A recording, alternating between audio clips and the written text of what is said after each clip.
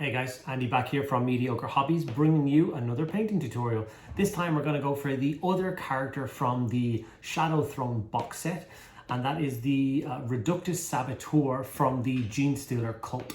So this is the first Genestealer cult miniature that I have painted for this channel. I do indeed have plans for a series showing you guys how to paint the jackals and all the vehicles and stuff like that, but that will come a little bit later. Right now I had a lot of fun painting up this miniature. It was super cool, super unique kind of model, a Saboteur. We don't have anything like that in 40k anywhere else that I know of. So yeah, I'm going to go through step by step how to paint up this fantastic miniature, and then at the end of the video I'm going to give you a secret extra tip or an extra piece of advice for painting Genestealer cult that I think is super important to know. So stick around to the end of the video, find out that extra tip, and yeah, enjoy. Okay, so as usual, we have gotten our model. We have sprayed it all over with Chaos Black and then given it a zenithal of Grey Seer. That is my go-to spraying method when I'm using contrast. And the first contrast we are going to use is Basilicanum Grey. And we're going to use this for all of its undersuits, all of its flak, or not flak, sorry, like its boiler suit, whatever minor uniform will be under all of the armor panels and stuff like that. We are also going to use this over the cape. We're going to use the cape as the same grey material as the fatigues.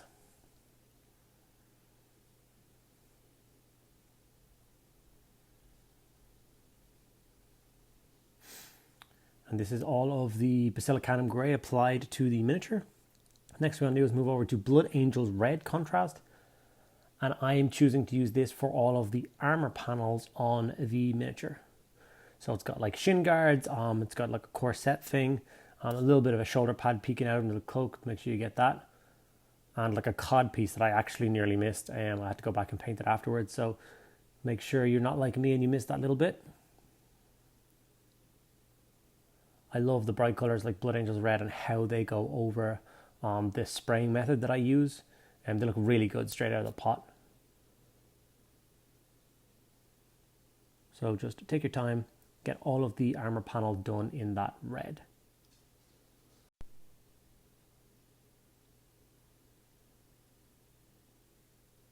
And just by adding that little pop of color, the model suddenly looks something like this. I think it's super important to have a strong color that you use for your army, like the main accent color.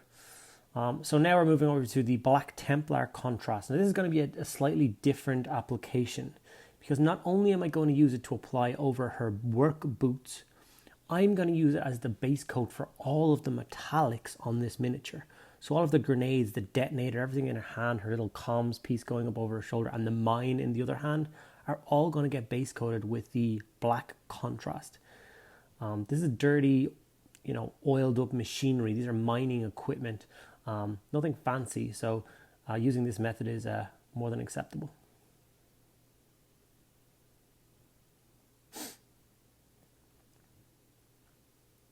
And this is the miniature with all of the bits that are going to be metallic, blacked out.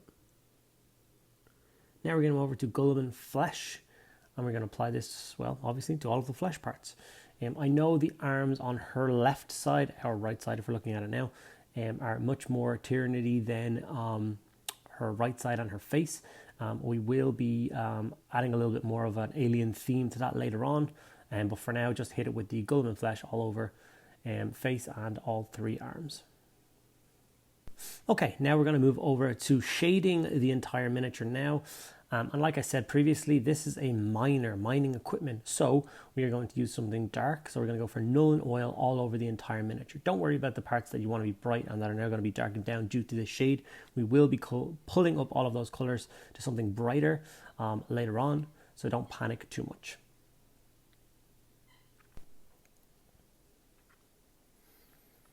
Make sure you follow the shade around, making sure the black doesn't pull too harshly in any one location. And when it's done, we're going to have a really dark looking miniature, which really suits the aesthetic of a Saboteur. Someone trying to be sneaky, get in, plant explosives and get out again. Now this is the miniature with all of the shade applied. And I don't know about you, but I've been painting along with her a little explosive cachet using all the same colors that I've used for the miniature itself. So if you haven't been doing this, perhaps while the shade is drying on the Saboteur, you can run across and add some colors to the bombs and follow along.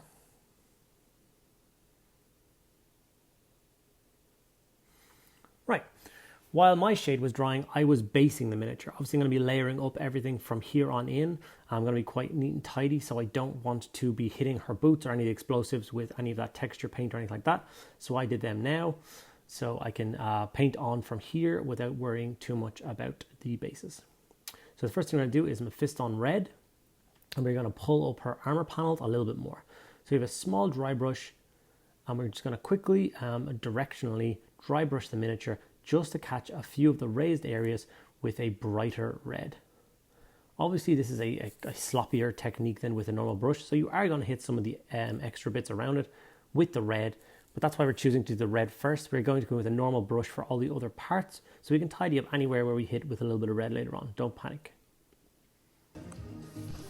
Now, once the red parts are all dry brushed up, we're now going to add a couple of scratches and nicks to that armor by once again giving it a very light dry brush with Leadbelcher. All we're trying to do is catch those raised areas, the scuffed parts they'd be scratching going down mining tunnels or in and around machinery. Nothing too heavy, just add in that ridge detail again. There we have it, that's the last thing I'm going to do for her armor panels. Now we're going to move over to layering the miniature. So the first one we're going to do is the Mechanicus Standard Grey, and we are going to use this to layer up any parts that we use the grey contrast on. So all of her undersuit, her sleeves, obviously the big cape that she has, and obviously that goes up and around her neck. So we're going to layer up all of those parts with Mechanicus Standard Grey, which is really going to neaten up anything we hit with the red and tidy up the miniature a lot. This is quite an enjoyable painting part of the miniature. Layering up that big cloak around her neck especially was super nice because all of the raised ridges in the cloth.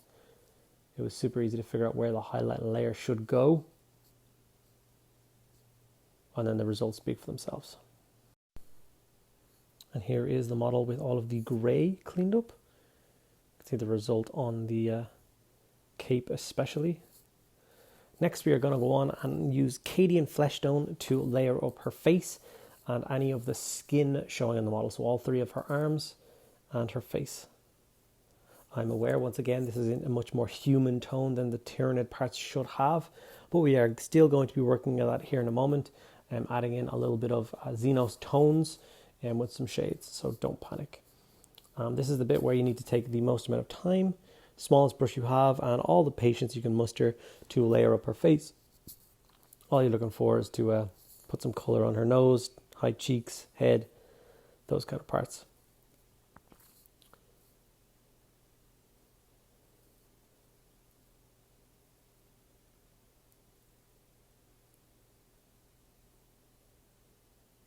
Take your time, and remember she has 3 arms, not 2.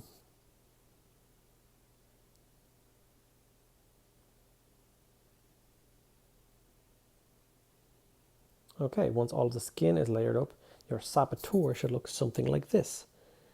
And this is the stage I was talking about. We are going to introduce a Druchii Violet shade, but what we're going to do is we're going to glaze with it. So it's going to be a watered down Druchii Violet, and we're going to apply a very thin coat of this all over the skin. We are not trying to turn the skin looking purple. We just want to add like a purple hue to it, where if she was walking around in a marketplace somewhere and she had her crazy arms kind of hidden by that cloak, passed by someone, they wouldn't necessarily think she was a Genestealer cult member or a Tyranid or anything like that, but she would look a little bit off. But obviously disguise is a big important part of how this army functions.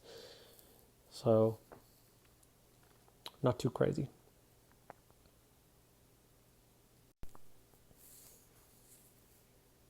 And once that purple dries, it should look like this. You can see what I mean. She's very much still got those pinky human tones, but there's just that little hue of purple. Okay, now we're on to Leadbelcher. Unlike the dry brush we did on the armor, this is going to be a nice layering stage. And what we're looking to do is layer and highlight all of the metallic parts on this miniature. So those are all of the parts that we used the black contrast paint to block in at the start of this painting project. So what you're looking to do is paint all of the raised areas of the metallics and leave all of the creases and recesses. Anything that will be hidden by shade or shadow or have grease built up, you leave that black Templar contrast in that area. Next, to add another extra bit of color to the miniature, we are going to use the Talassar Blue contrast color. And we're going to use this to paint any of the glowing buttons or screens or anything like that that we are supposed to have across her armor suit, her antenna, her goggles even. We're going to fill them in with a bit of Talassar Blue. And this will just show the kind of sci-fi nature of what she has.